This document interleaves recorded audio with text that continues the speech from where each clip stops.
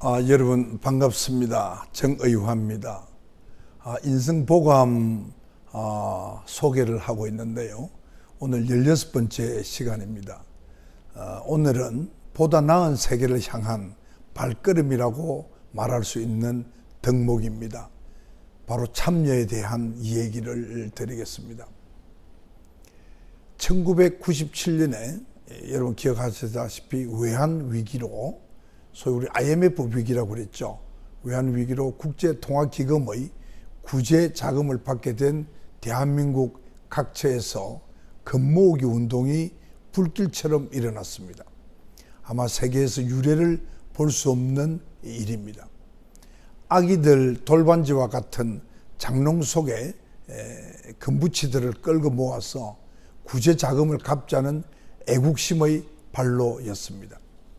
위기에 빠진 나라를 위해서 개인적인 손실도 마다하지 않는 우리 대한민국 국민들의 참여의식은 세계를 감동시켰습니다.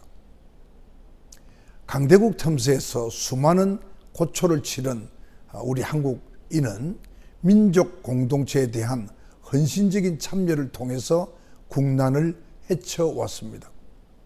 분당과 동족 상잔의 비극이 낳은 폐허 위에서 한강의 기적이라고 불리는 빠른 경제성장을 이루한 것도, 또 군사 독재를 이겨내고 민주주의를 성공적으로 일구어낸 것도 국민 모두의 적극적인 참여로 가능한 일이었습니다. 참여는 단순하게 목적이 같은 사람들끼리 힘을 합하기 위해서 가담하는 것을 뜻하는 것이 아닙니다.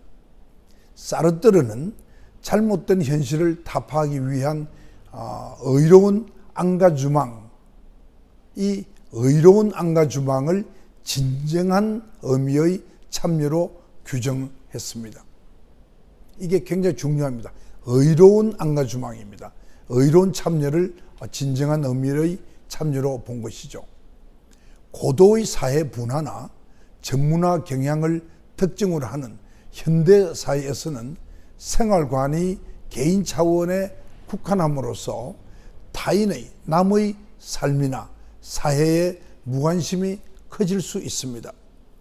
즉 내가 뭘 어떻게 할 수 있겠어 하는 그런 편협한 생각으로 자기 일에만 몰두하는 이기적인 사고나 행위가 팽배하기 쉽습니다.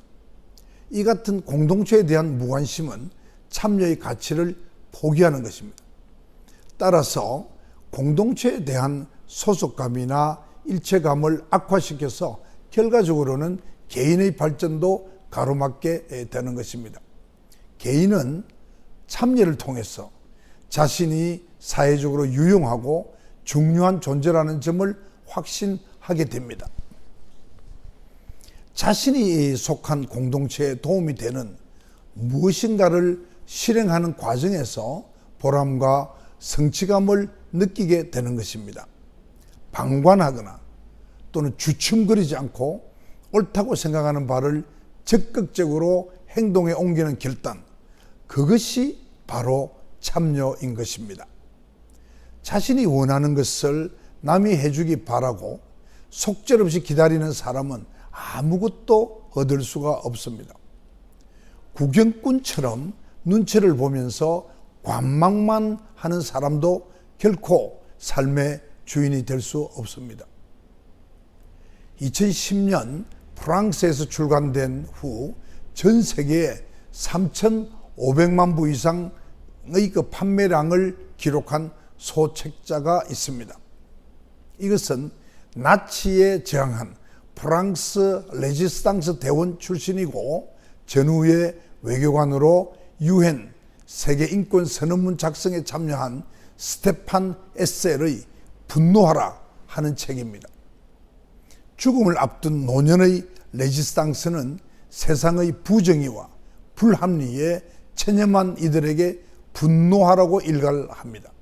이후에 그는 후속된 몇 권의 책자에서 분노에 그치는 대신 보다 나은 세상을 만들기 위한 참여를 역설합니다. 제가 그 일부를 소개하겠습니다. 분노한 자들에게 주는 나의 메시지는 분노하는 것에 그치지 말고 책임 있는 자세로 참여하라는 것입니다.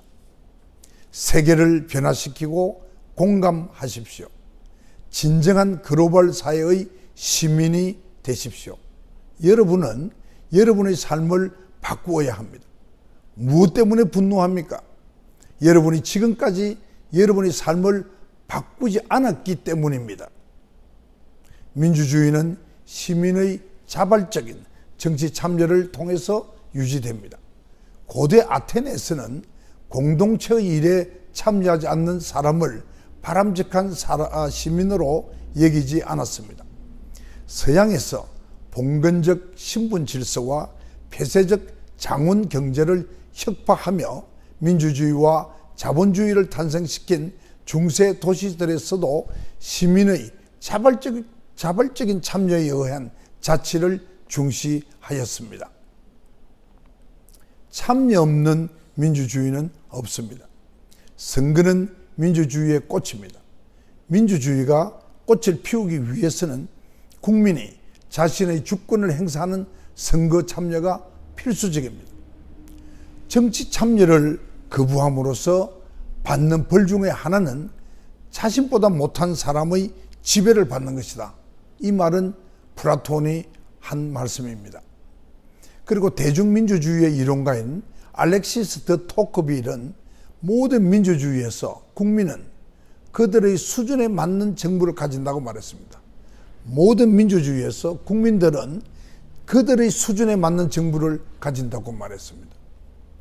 민주주의 원리가 뿌리 내리기 위해서는 선거 참여뿐만 아니라 일상에서 자발적인 사회 참여가 폭넓게 이루어져야 하는 것입니다. 자발적 참여를 통해서 타인과의 소통, 그리고 상호 존중과 배려, 그리고 협력이 가능하다면 공동체의 바람직한 미래를 기대할 수가 있습니다. 아무리 좋은 목적이나 의도를 가졌다 하더라도 참여를 강요하는 것은 힘의 논리를 앞세운 동원에 불과합니다. 그것은 참여가 아닙니다. 참여는 주인의식과 자신의 선택에 대한 책임감 속에서 어떤 일을 해 나가는데 신바람을 불어 넣어 주지만은 동원은 그렇지 않습니다. 사회적 존재로서 책임의식에서 비롯되는 자발적인 참여만이 개인과 지역사회, 국가 공동체, 지구촌의 발전에 이바지할 수 있습니다. 자발적 참여는 나와 관계를 맺고 있는 타인, 그리고 나아가서 공동체를 위한 사회적 권리와 인류의 보편적 가치를 옹호하고 확대하기 위한 것입니다. 즉, 다시 말해서 내 권리가 보장되는 사회를 위해서 누군가의 권리가 침해되지 않도록 행동하고 참여하는 것이지요. 그러나 상식과 양심에 반하는 일이나 사회적 권리나 보편적 가치를 침해하는 일에 가담하는 행위는 참여 행위로 볼 수가 없습니다. 조심하셔야 됩니다. 방글라데시에는 지역 주민과 기부자들이 십시일반 마련한 재원으로 운영하는 그라민이라는 은행이 있습니다. 그라민 은행입니다. 신용이 없어서 기존 은행에서 대출이 불가능한 빈민의 자활을 돕기 위해서 무담보 소액 대출을 해주는 은행인 것입니다. 이 소액 대출금을 종잣 돈으로 삼아서 자활에 성공한 빈민들이 많다고 합니다. 더욱이 대출금 상환율이 일반 다른 은행보다도 훨씬 높다고 합니다. 이처럼 함께하는 사회의 밑거름으로 공동체의 행복을 좌우하는 유무형의 자산을 키워내는 것이 참여입니다. 이웃을 위한 참여는 사회적 갈등을 예방하고 상생의 사회 분위기를 만들어냅니다. 미국의 교육자인 리다 하니판이 착상한 개념인데요. 사회적 자본, 사회자본, 영어로는 소셜 캐피탈이라고 합니다. 이 사회자본은 일상생활에서 사람들 사이의 호의와 신뢰, 대면 접촉으로 형성이 됩니다. 접촉이 접촉을 낳고 참여가 참여를 낳으며 축적된 사회 자본은 개인의 사회적 욕구를 충족시켜서 공동체 전체의 삶을 향상시킬 수 있습니다. 참여는 자유로우며 동시에 사회적 존재인 인간에게 요구되는 인성 덕목의 하나입니다. 또한 자아 실현과 보다 나은 공동체의 미래를 만들어가는 실천의 핵심이 바로 참여인 것입니다. 삶이 불안스러울 때 분노하거나 남 탓만 하지 말고 스스로 참여해서 세상을 바꿀 수 있는 작은 행동부터 시작해야 하지 않겠습니까? 여러분 감사합니다. 여기까지가 책에 수록된 내용입니다. 저는 우리 사회가 선진국으로 발전하기 위해서는 우리나라의 어떤 분야에서든 공무원 사회건 민간 분야건 우리 사회의 어떤 분야건 잘못된 관행이나 제도에 문제가 있으면 우리 국민들이 참여의식으로 고쳐나가는 노력이 필요하다고 생각합니다. 그래서 이 시민사회의 그 힘이 현대사회에서는 굉장히 중요합니다. 우리 헌법 7조에 보면 공무원들은 국민을 위해서 봉사하는 역할을 할 때에 해야 된다고 되어 있습니다. 이와 같이 헌법 7조를 지키는 그런 공무원들이 대부분이 될 때에 우리나라의 민주주의는 완성될 것으로 저는 믿고 있습니다. 인간은 혼자서 살 수 없습니다. 나 하나 잘 살면 된다 이런 생각은 금물입니다. 절대 그렇게 생각하지 말아야 됩니다. 함께 더불어서 잘 사는 그 공동체 사회를 살아가는 그런 공동체 의식이 절대적으로 중요하다고 생각합니다. 지금 제가 걱정하는 것은 우리 사회에 그런 이기적, 개인적 사고는 팽배되고 공동체 의식은 점점 소멸돼 가는 것이 너무나 안타깝고 이대로 가면 우리 사회는 망가질 수밖에 없다 이렇게 생각을 합니다. 여러분 경청해 주셔서 대단히 감사합니다.